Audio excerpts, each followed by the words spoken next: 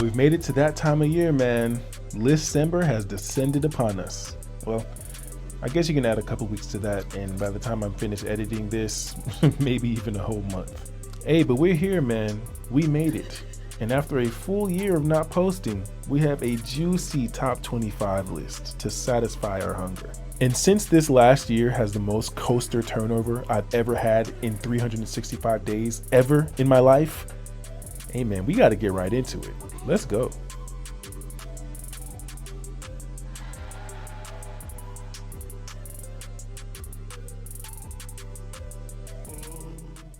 Hey, as I mentioned, there's been a ton of turnover in my list this year. Every single coaster I've ridden during this 212 credit journey has more than left its mark on me.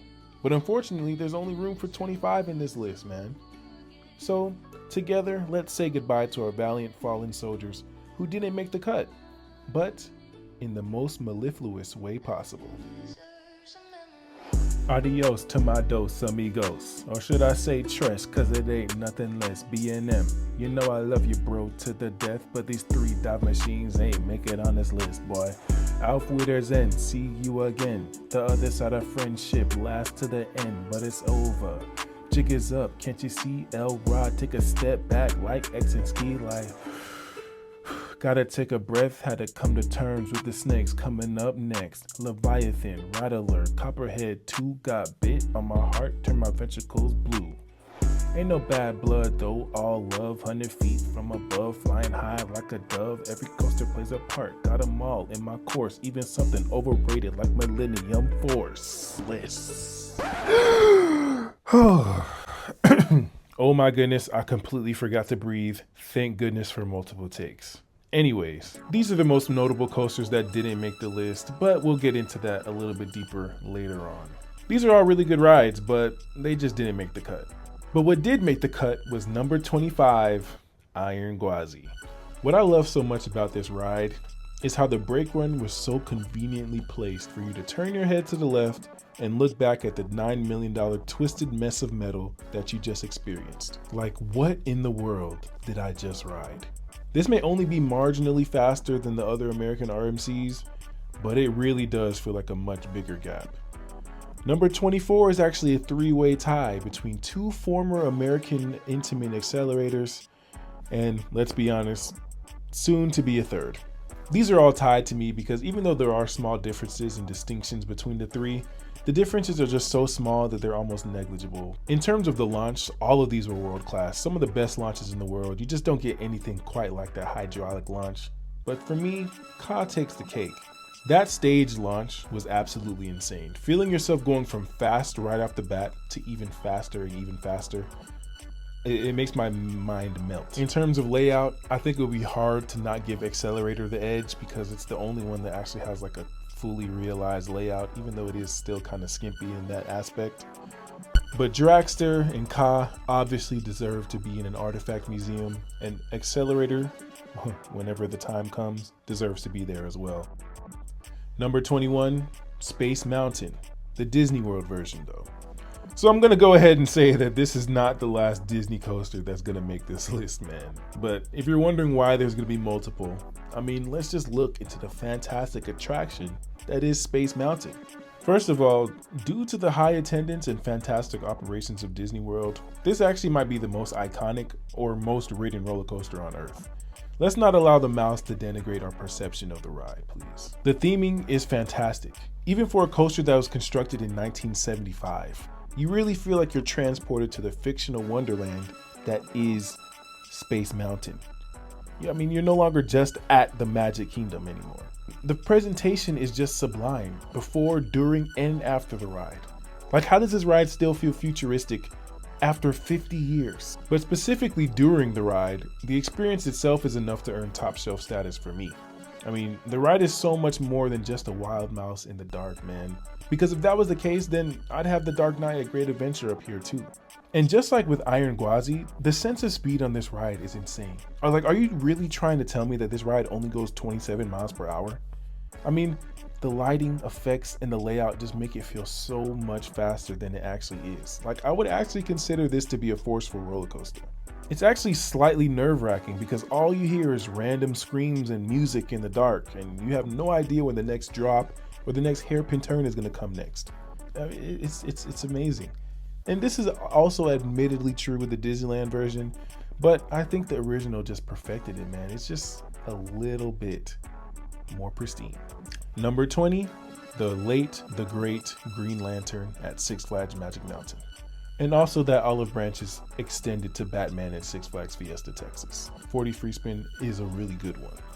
Now, it's been a real long time since I've talked about this roller coaster, but if you paid attention to my previous videos, you already knew that Green Lantern was going to be in the top 25 here at some point. Now, I've already explained why this roller coaster is elite, but let's just do it again. This is the only non-drop tower coaster that I actually have genuine fear of when I'm riding it. Like, the orientation of the drops and spins and movement is just so unconventional to my brain, even after riding over 200 roller coasters. I'm always nervous when I'm riding these. These are some of the most forceful and intense roller coasters you can find on the market. I don't know if it's my body dimensions or whatever. I do not get any uncomfortability. I don't get any pain or discomfort with this ride. It's just pure fun. And I'll tell you right now, man, if Tumbili at King's Dominion wasn't trimmed to death, it would be up here too. Number 19. The next Disney coaster on this list is the Great Expedition Everest. Now, Disney may not have mega thrill coasters like Six Flags or Cedar Fair, but every single one of their coasters serves a specific purpose, and they have zero duds, which is not something you can say about the former. First of all, I didn't get to ride this ride until 2016, 10 years after it was constructed, but the hype preceded my experience on this ride when I was in elementary school. You had kids coming back from their Disney vacations, commercials on Disney Channel, just general hype about the Yeti. I mean, this is one of the most heavy-hitting coasters of all time, just based off hype alone. And by the grace of God, it delivers on that hype, man. I mean, the dispatches on this ride are insane. There's like 17 rows on this thing, but I've seen many times that the crew can spit out riders from the station in under a minute. It's absolutely crazy. And just like common Disney fashion, the theming is excellent. From the mountain facade to the queue and back, it's just nearly perfect. I mean, how much more perfect can you get than this, really? And the ride experience is just so fun. It's a forceful ride. You got sharp turns, backwards motion, drops. It's an event. It's like you're in a movie while you're riding this.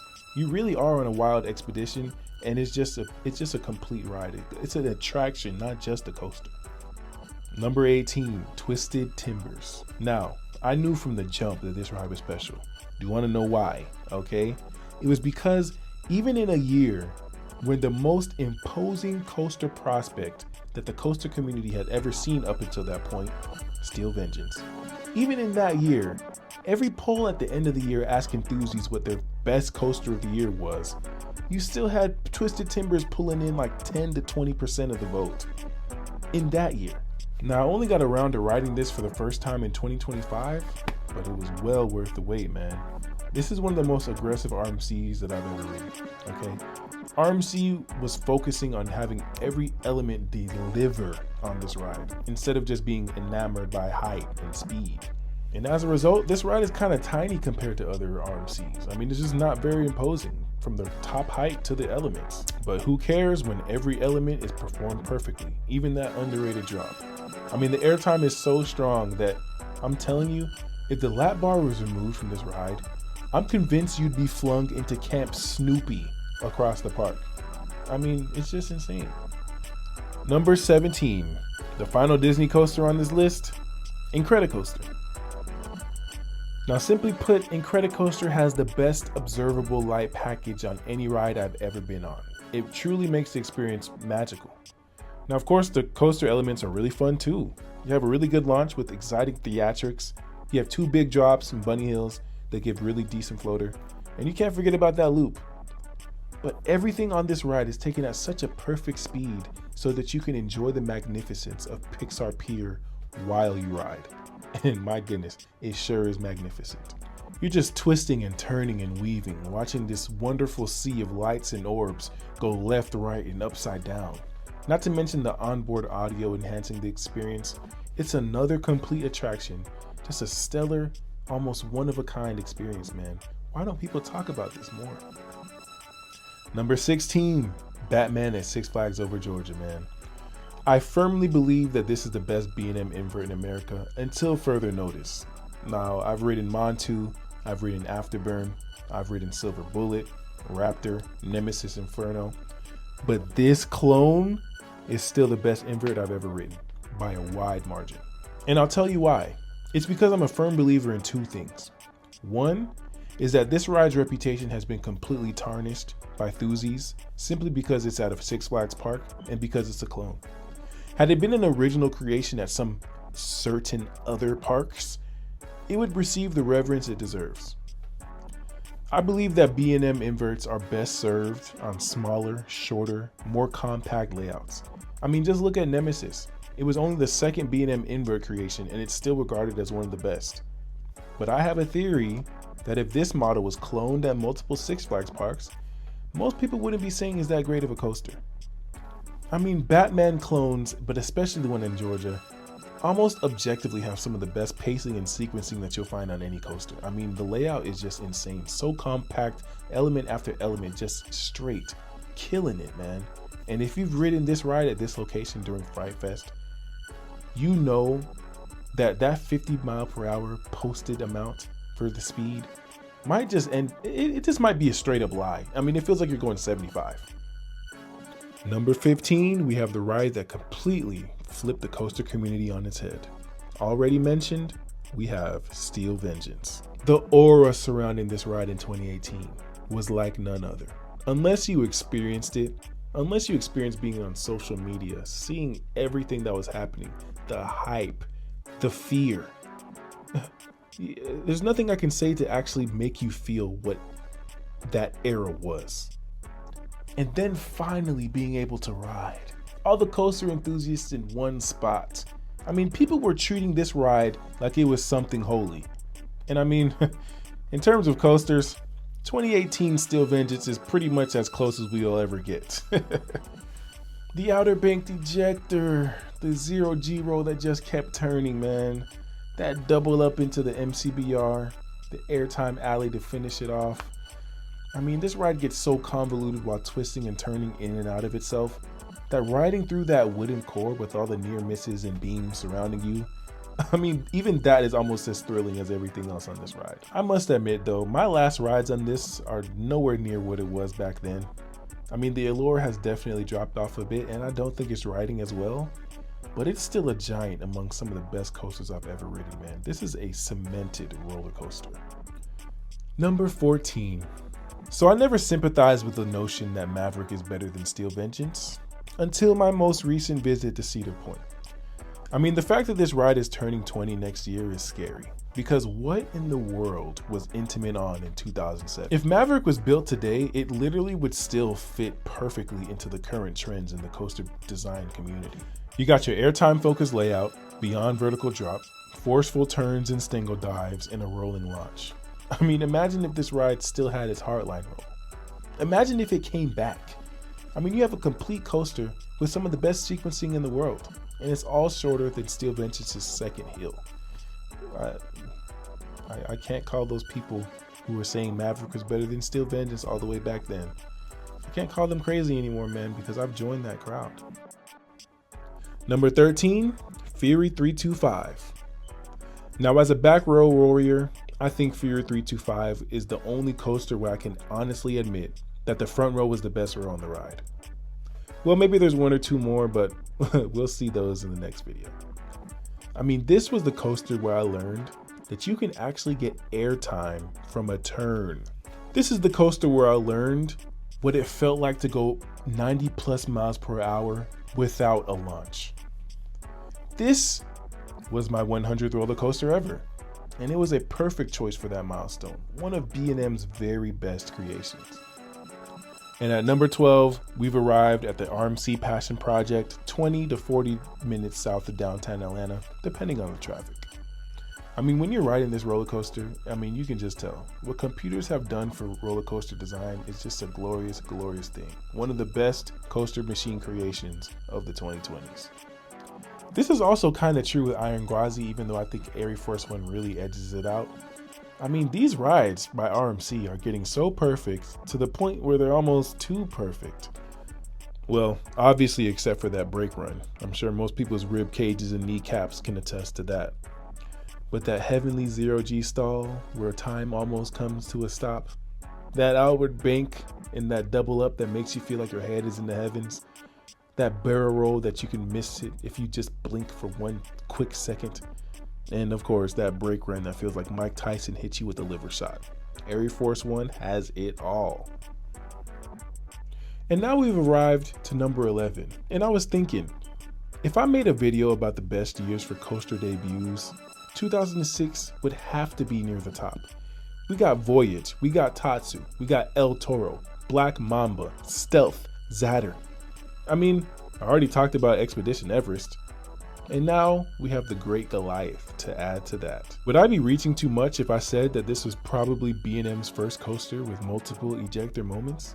Maybe, but what this ride accomplishes in the airtime department needs to be written, studied, and delineated about, man. I can't name any other ride with a perfect blend of ejector and floater like this. And it's graceful. The fact that this ride feels so much bigger and grander than it actually is also crazy. Because even by 2006 standards, 200 feet was not that tall. Like, nothing about this ride's stats are actually ranked, but it leaving the park and coming back makes it feel so much bigger and grander than it actually is. Then we get to the Helix and that awesome horseshoe turn and that flip into the brake run. We have a ride that's been in my top 10 for over a decade. Unfortunately, some absolutely pristine new coaster experiences have just edged it out of the coveted top 10, but we'll get to see those upon the next time. Well, that about does it for this time. Thank you so much for watching, and I can promise that the next video for the top 10 will be out very, very soon. Anyways, please like and subscribe. Hope you're excited for the next one.